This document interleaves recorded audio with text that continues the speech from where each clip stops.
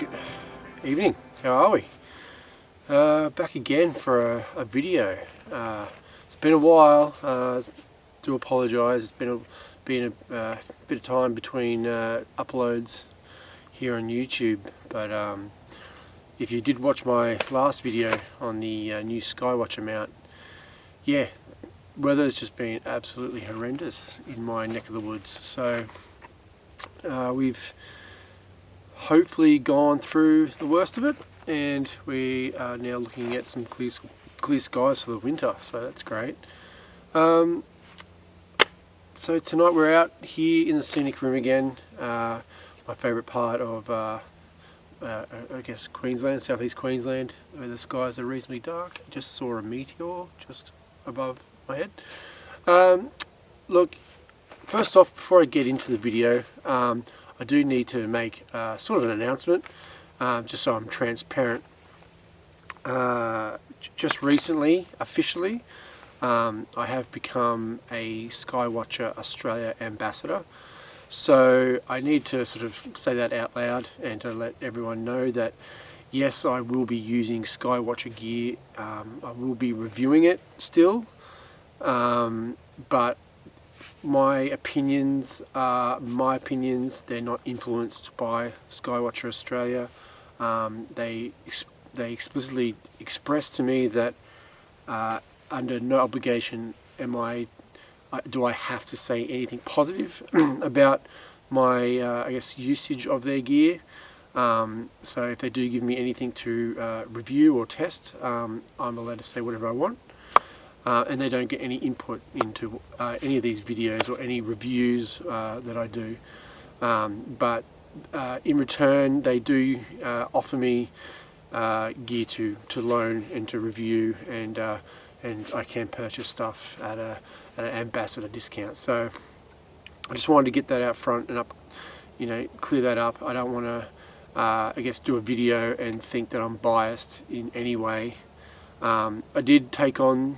I did get offered the ambassadorship, and I didn't hesitate in saying yes because I do believe that the Skywatcher products are fantastic. It's a great company.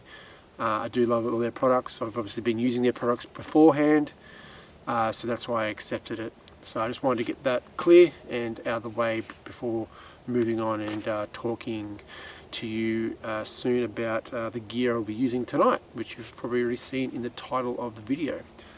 But yeah, so now that's done, yeah, we can move on. But look, tonight, finally, a clear night. I did run a workshop, I think it was like not even a week ago now, and that was even touch and go with cloud, but now we've got a clear sky, like perfectly clear sky tonight. I think it's supposed to stay this way all night. So I'm trying to make the most of it. So here I am making a video for everyone watching.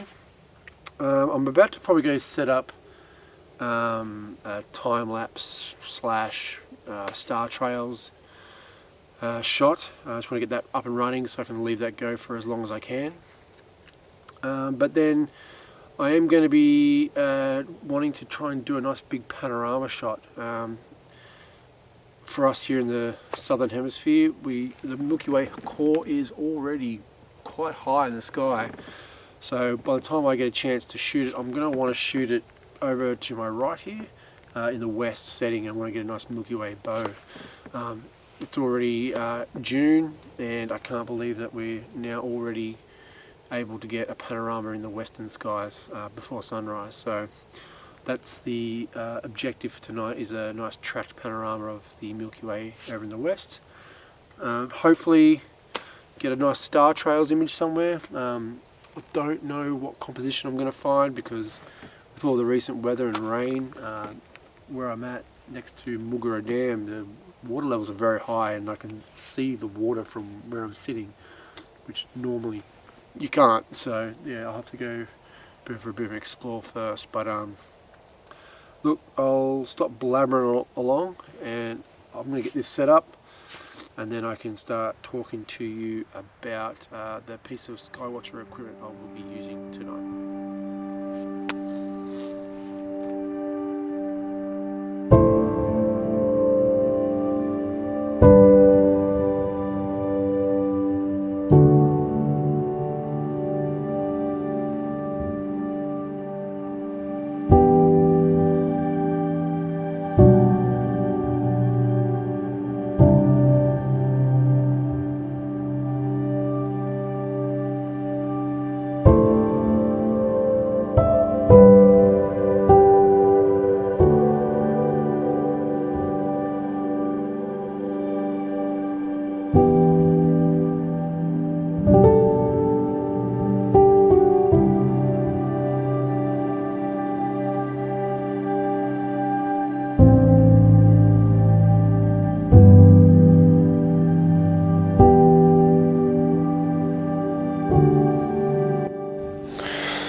guys, so this is my setup for the time lapse slash star trails.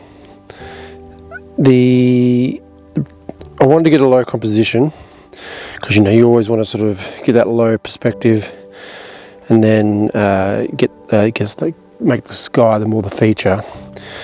The only composition I could find was here by the water's edge and this lone stump. That's all I've got. So it should be lined up with the celestial pole, so you can see the Southern Cross and the pointers there in shot, and then so that's pretty much where the celestial pole is, and then I've lined up that stump and my camera. So that's the shot. We'll see how it goes. I can see a couple of test shots. I did some foreground shots before I just grabbed the camera to film this. There is some cloud out over near the mountains. Hopefully it stays there or drifts across the frame rather towards me, because that can wreck your star trails. So we'll see how we go.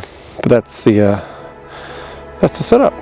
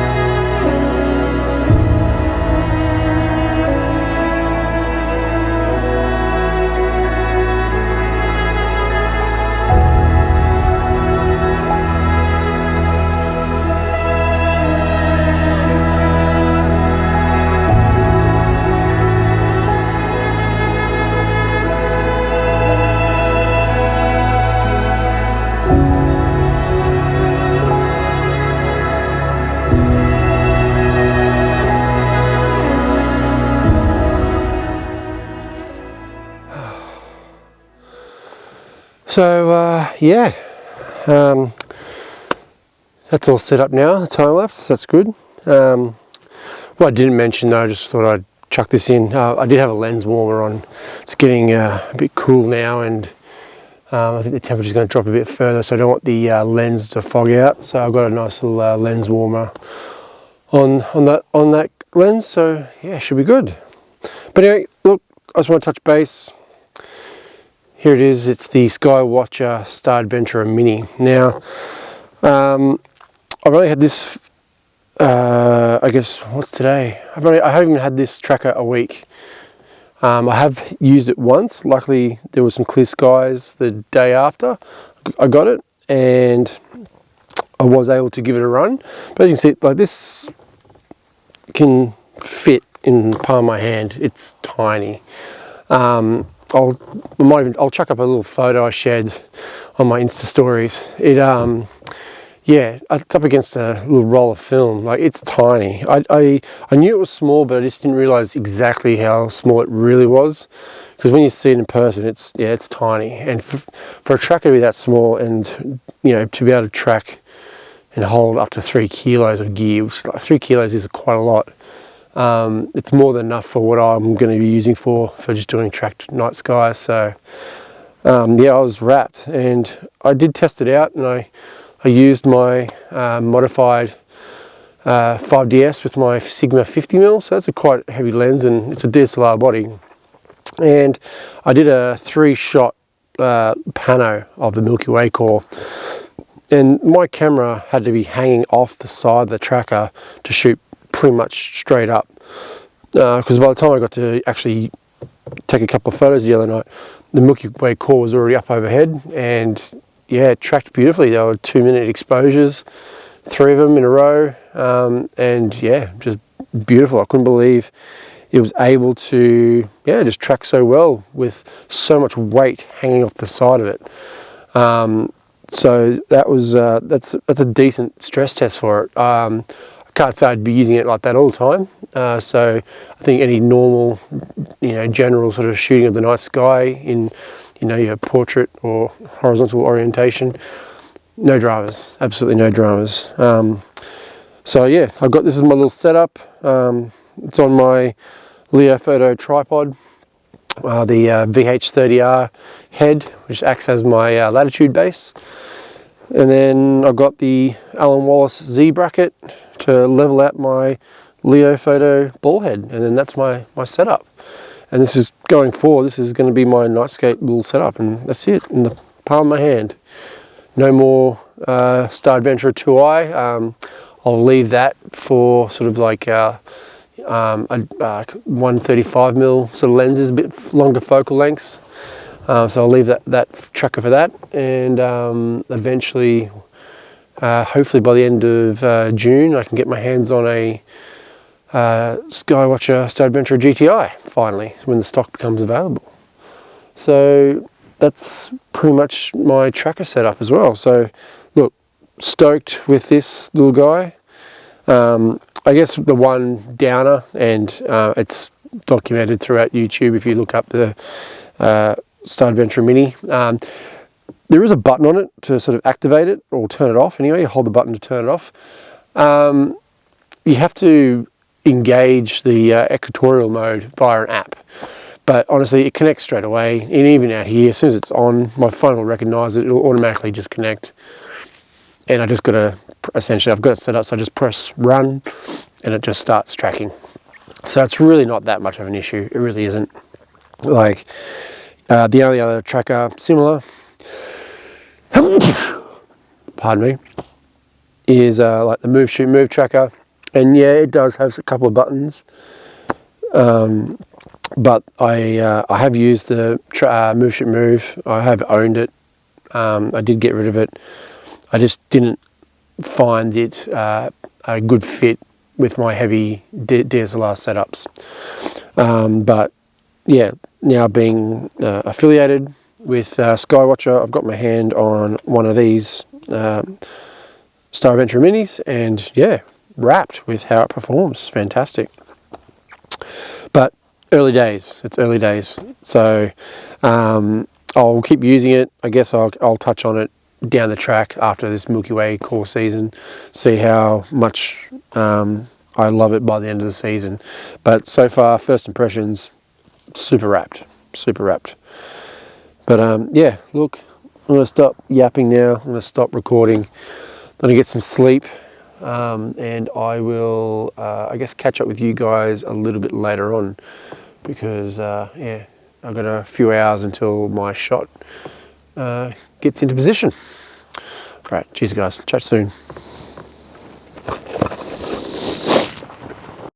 3 weeks later. So yeah, it's been a few weeks later now.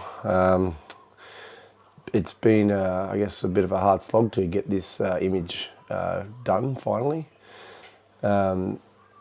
Since that last clip that you saw, it's been a few weeks, and also I've gone out at least another 3 times.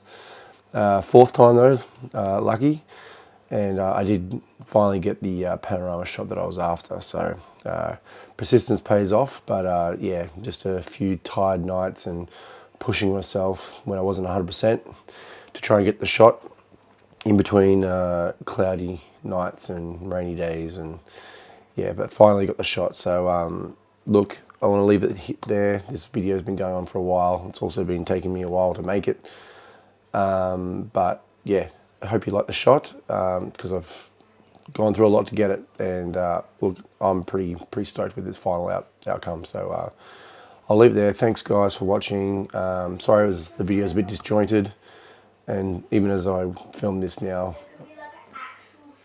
I've got my kids watching some TV down the back. It's been busy. But thanks for watching. Make sure you subscribe if you like this content. Leave me a comment if you have any questions. Yeah, thanks for joining me, and I'll see you guys in the next video. Cheers.